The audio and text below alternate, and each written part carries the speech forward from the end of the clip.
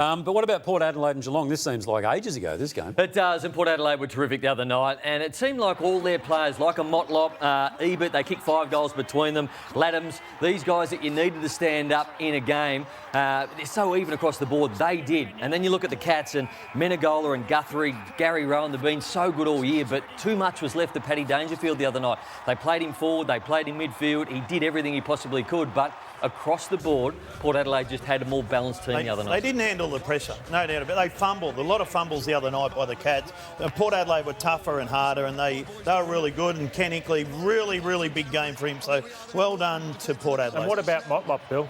Oh, he's had the best 8-kick game you've ever seen. But he does that. He pops up, he gets himself in the right spot, and he can kick goals. We know that. Kane, it's a morning for you to have a bit of a rethink on a whole matter of issues. What about Port Adelaide's premiership chances? Are they strengthened their credentials, have they, in your view? Yeah, I think they have, TJ. I've sort of held back on saying that they can win the premiership this year, but now I just think what has changed significantly since the last time they played Geelong is their midfield's in really good form. Night footy, finals, slippery ball, Rockcliffe, Wines, Boat, Gray, when they go through there. Sam Powell-Pepper was huge with 5 clearances. That's been the biggest improvement for them.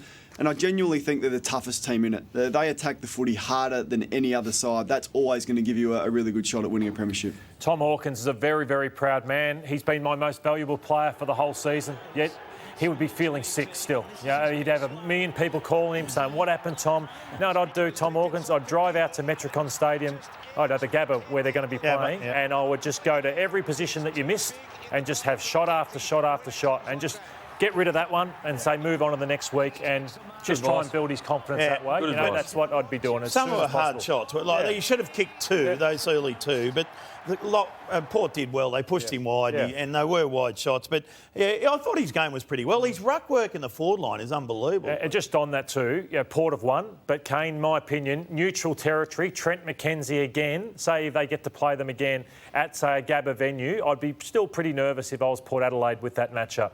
Yeah, so would I, Lordo. And I think Hartlett played a pivotal role in that as well. He was able to drop off. So it wasn't just McKenzie. It's got to be a team effort. And, you know, something in the back of my mind still says Westhoff may have a role to play still in the season. Damo, Chris Scott had plenty to say during the game. We'll get to that in just a moment, but also after the game.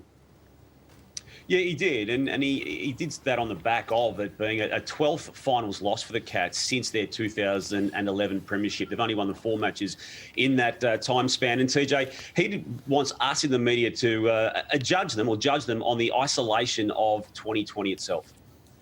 You know, we all feel pressure at this time of year. I didn't think we crumbled under the pressure. I don't think we'd look at the way we played and thought there were fundamental problems with the game style. I mean, with that pressure, I mean, it's a privilege to be under that pressure. It's hard work to get here, and I thought we had our chances. So, I think the criticism's a bit lazy, personally, but...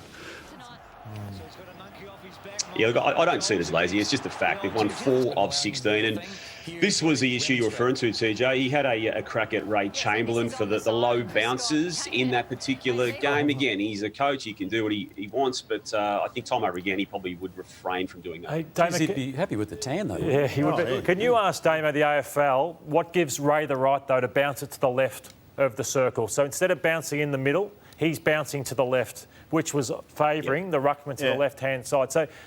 You can't do that. Ray, bounce it in the middle. Just get the best bouncer. Ray doesn't have to bounce it. Just get the best bouncer to bounce it. Exactly, Kane. I'm with you. Just get rid of it. I think this weekend has proved almost beyond doubt. Get rid of the bounce. They can't do it. And, don't criticise the umpires. The first bounce of the grand final is one of the great traditions where the roar of the crowd, seeing the umpire bounce it. Yeah, then they call it back. I agree with that. Yeah. But what happens when it sort of goes down to centre half back? As Bill said, just back it shortly we've got... There's one umpire that can bounce it. You bounce it every time. So, Kane, you'd get rid of it? I would, TJ. He'd get rid of Collingwood if he could. OK, good chat. Joel Selwood. Joel Selwood. Billy wants to know about Joel Selwood. Tell us about Joel Selwood. He'll play, Damo. He's tough, unlike you. He will. The initial diagnosis out of the rooms was that he'd miss the rest of the year. But look, it's a banged-up finger. It's a knuckle. It's a tendon. It's a break. It's a fracture. It's the vibe. But he was in the gym as recently as yesterday on the back of surgery. And he will not allow himself to not play. That's the way that man is wired. Which finger is it, Damien? Just for marking in that. I think it is the middle one of the left hand, Bill, but don't hold me to that. Middle one of the left hand, it's that one. Oh, Billy.